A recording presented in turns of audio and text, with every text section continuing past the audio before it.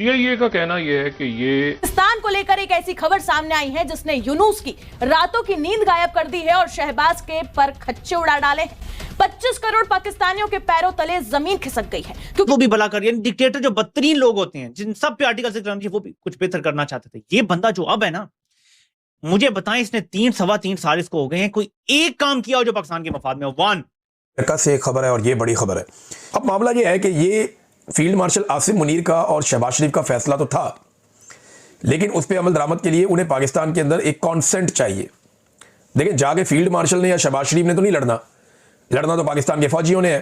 कि अमेरिका के think tank जो सीआईए फंडेड है, जो सीआईए का ही मतलब अनऑफिशियल माउथ पीसेस है, वो कह रहे हैं कि 2026 में भारत और पाकिस्तान के बीच युद्ध होके रहेगा। पाकिस्तान आतंकवादी और आतंकवादी घटनाएं नहीं छोड़ रहा, इसके फलस्वरूप युद्ध होगा और भयंकर युद्ध होने वाला, पाकिस्तान की वाट लगने वाली है। वो प्रधान बन रहे थे, ये अपने आप को बहुत तीसमार खान समझ रहे थे और ये स्ट्रेटेजिक ब्लंडर कर बैठे, इतना बड़ा स्ट्रेटेजिक ब्लंडर कर बैठे साहब कि जनाब इन्होंने मोहम्मद बिन जैद का साथ दिया और उनको शिकार के लिए बिठाया हुआ है पाकिस्तान में, वो भी इस जमाने में। ठीक, लेकिन शिकार खुद हो गए। ये बाजवा ने पब्लिकली कहा था कि कश्मीर को आप भूल जाएं और इंडिया के साथ ट्रेड करें, ताल्लुकात को नॉर्मलाइज करें, लेकिन इंडिया ने पाकिस्तान का पानी रोक लिया।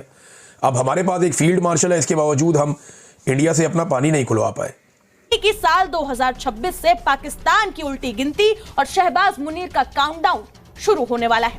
ऐसा हम नहीं बल्कि अमेरिका कह रहा है। अमेरिका के नए खुलासे ने पूरी दुनिया में जोरदार धमाका कर डाला है। इंडिया ने हमला किया, ये डर के पता नहीं किस डरबे में छुपा बैठा रहा, अगवा बर्बाद कर देना, ये पता नहीं किस खुद में छुपा हुआ बैठा था। 4-5 दिन इंडिया हमले करता रहा, तो डिफरेंट एयर बेसिस पे मिसाइल गिरे थे, तो लोग अपने कैमरों से बना रहे हैं ये मिसाइल जा रहा है, ये मिसाइल जा रहा है, और हम चुप थे। ना कोई दिफा काम कर रहा था, ना हम जवाब दे रहे थे।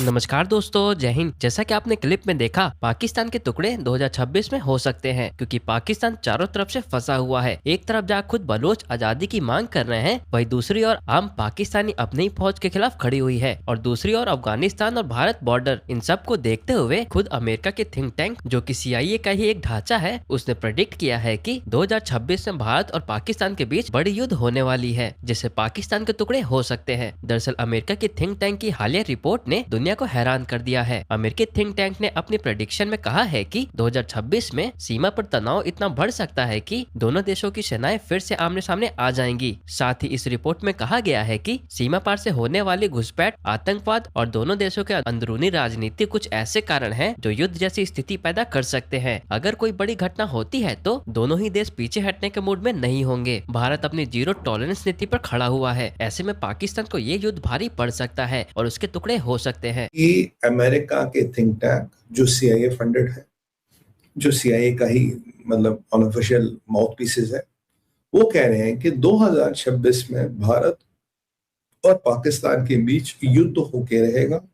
सिंदूर 2.0 आप कह रहे थे कब होगा, तो सिंदूर 2.0 भाई अब होगा, यानी कि अभी होगा, 2026 में होगा। ये अमेरिका मान के बैठा है। सीआईए ने अमेरिकन गवर्नमेंट को यह बताया है जी हमें लगता है कि युद्ध तो होगा ही होगा, क्योंकि पाकिस्तान आतंकवादी और आतंकवादी घटनाएं नहीं छोड़ रहा, इसके फलस्वरूप युद्ध होगा और भयंकर युद्ध होने वाला, पाकिस्तान की वाट लगने वाली। तो क्योंकि आतंकवाद पाकिस्तान छोड़ नहीं रहा, आप पीस मेकर बने फिरते हो, आपने सीज फायर की बातें कर रहे हो, ये सीज फायर कुछ नहीं होने वाला, ये युद्ध हो रहा, भारत तैयारी कर रहा है। भारत छुप छुप के इस युद्ध की तैयारी कर रहा है। भारत नो उसकी पाकिस्तान को तोड़ना पड़ेगा। पाकिस्तान को तोड़े बिना, बांग्लादेश को तोड़े बिना भारत के पास कोई विकल्प नहीं बचता, क्योंकि एक दिन ऐसा भी आएगा इन दोनों की आबादी अगर आप जोड़ेंगे और हमारे यहाँ सेकंड बिगेस्ट मेजॉरिटी से माइनॉरिटी कहते उसकी आबादी जोड़ेंगे तो ऐसा फर्क रह जाएगा। हम यहाँ, ये लोग मिलके यहाँ, हम यहाँ और ये लोग मिलके यहाँ, मतलब थोड़ा सा फर्क रह जाएगा, थोड़ा ऊपर होंगे। 2060 की बात कर रहा हूं, और गेम पलटने में देर नहीं लगेगी। तो इसीलिए भारत को तो बांग्लादेश और पाकिस्तान को तोड़ना ही पड़ेगा। छोटे छोटे राज्य बनाने पड़ेंगे जिनकी यूनिटी ना हो, जो हमारे संरक्षण में रहे, जिनका डिफेंस और जिनकी एक्सटर्नल अफेयर्स कंप्लीटली हमारे कंट्रोल में, भूटान जैसी परिस्थिति हो, वो हमें करना पड़ेगा। ये बहुत बिल्कुल क्लियर है कि ऑपरेशन सिंदूर होगा, 2026 में होगा, और ये कभी भी शुरू हो सकता है। बांग्लादेश में कुछ परिस्थिति थोड़ी अलग है, पर पाकिस्तान का कोई विकल्प नहीं, क्योंकि पाकिस्तान में एक और प्रॉब्लम है।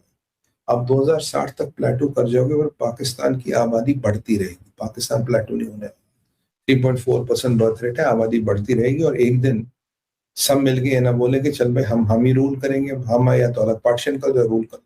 मैं आपको शुरू से बोल रहा हूँ, पहले अखंड भारत इतना था, आपने अफगानिस्तान लूज किया, पाकिस्तान लूज किया, म्यांमार आप इतने हो गए। पर जब जब देश की सीमाएं कमजोर हुई, देश में शासन प्रशासन कमजोर हुआ है, तो क्या हुआ? या तो जमीन गई है, या हिंदू वहां से गायब हो गया, नहीं तो जो हिंदू बचा उसने जजिया दिया। ये कटु सत्य है, ये मैं कह रहा हूँ। ये हमें समझना पड़ेगा, हमें जानना पड़ेगा, और हमें इसको मानना पड़ेगा। तो पाकिस्तान के तोड़े बिना बांग्लादेश को, अब मैं आपको कह रहा हूँ, पाकिस्तान के तोड़े बिना बांग्लादेश को तोड़े बिना आपके पास मित्रों विकल्प नहीं है। अगर सनातन धर्म को बचाना है, सभ्यता को बचाना है, तो इन दोनों को तोड़ना पड़ेगा, छोटे छोटे देशों में तोड़ना पड़ेगा, और इसको खत्म करना पड़ेगा धीरे धीरे, क्योंकि अन्यथा ये आपको जीने नहीं देंगे, ये बिल्कुल। और मैं 2060 की बात कर रहा हूं, जब हम 26 में बैठे, 30 years डाउन द लाइन, आज आप और हम इस सवाल को, we can duck the question and let it go, but 30 साल बाद आपके और हमारे बच्चे होंगे, उनको तो ये म्यूजिक फेस करना पड़ेगा, आप इससे भाग नहीं सकते। तो कुछ कट हो सकते हैं, और मुझे लगता है कि पाकिस्तान को तोड़ना या बांग्लादेश को ना तोड़ना का विकल्प ही नहीं बचा।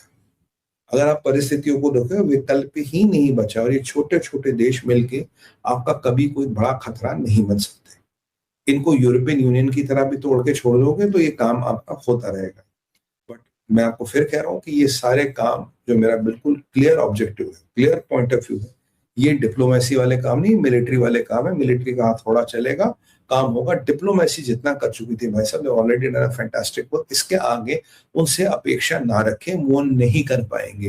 It is not their cup of tea, because ये मिलिट्री वाला काम है।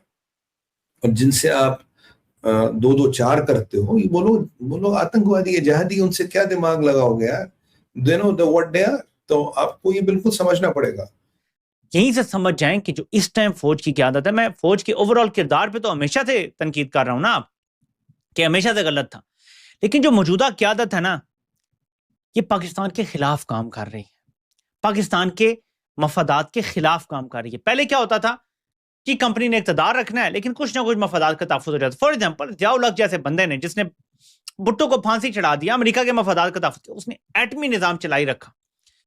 तो यार वो भी कोई 1% वो भी भला कर, यानी डिक्टेटर जो बदतरीन लोग होते हैं, जिन सब पे आर्टिकल 6 वो भी कुछ बेहतर करना चाहते थे। ये बंदा जो अब है ना, मुझे बताएं, इसने 3-3.25 साल इसको हो गए हैं, कोई एक काम किया हो जो पाकिस्तान के मफाद में हो? 1, इंडिया ने हमला किया, ये डर के पता नहीं किस डरबे में छुपा बैठा रहा। अगर एयरफोर्स ना होती तो पाकिस्तान को ना तबाह कर देना था, इंडिया ने तबाह बर्बाद कर देना था। ये पता नहीं किस खुद में छुपा हुआ बैठा था, 4-5 दिन इंडिया हमले करता रहा। लिटरली लोगों ने मिसाइल गिरने की वीडियोस मुझे भेजी, जो डिफरेंट एयर बेसिस पे मिसाइल गिरे थे, तो लोग अपने कैमरों से बना रहे हैं, ये मिसाइल जा रहा है, ये मिसाइल जा रहा है, और हम चुप थे, ना कोई दिफा काम कर रहा था, ना हम जवाब दे रहे थे। उनके ताकतवर तरीन मिसाइल आ रहे थे, हमारा कमजोर तरीन मिसाइल भी नहीं चल रहा था। तो ये बंदा, मुझे बताएं, कोई एक काम इसने किया हो? 2019 में जब मार्का था, भारत को जवाब देने का फैसला जब इमरान खान और चेयरमैन जॉइंट चीफ ने किया, भाजपा तो नहीं चाहता था, ये भी वहां बैठा हुआ था, सुनने में यह है ये भी नहीं चाहता था। वो को बताए तो सही कि उसने कोई एक काम पाकिस्तान के मफाद में किया। तो इसलिए ये मैं आपको बार बार बताता हूं कि जो मौजूदा क़यादत है कंपनी की, ये पाकिस्तान से दुश्मनी कर रही है, और संगीन तरीन दुश्मनी कर रही है। इसलिए इनके खिलाफ मज़ामत हम सब पे फर्ज है। तो नए साल में एक अज़्म करना है हमने कि पाकिस्तान हमारा मुल्क है, जो भी इसको नुकसान पहुंचाएगा, फिर वो फौज हो, वो पुलिस हो, वो अदलिया हो, हम मज़ामत करेंगे।